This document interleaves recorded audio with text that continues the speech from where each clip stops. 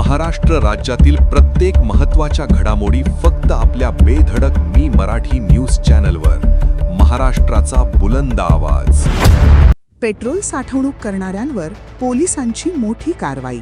चढ्या दराने पेट्रोल विक्रेते, 2 आरोपी पोलिसांच्या ताब्यात. 1 आरोपी गुजरातचा. 8 प्लास्टिकच्या ड्रममधून तब्बल 197 लिटर अवैध पेट्रोल जप्त.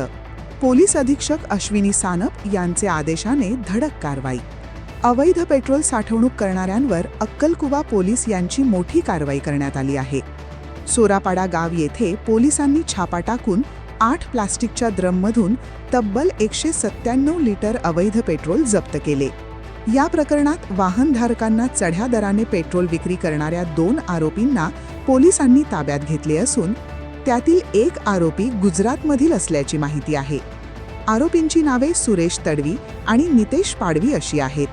पोलीस अधीक्षक अश्विनी सानप यांच्या आदेशानुसार सारंग नवलकार यांच्या पथकाने ही धडक कारवाई केली.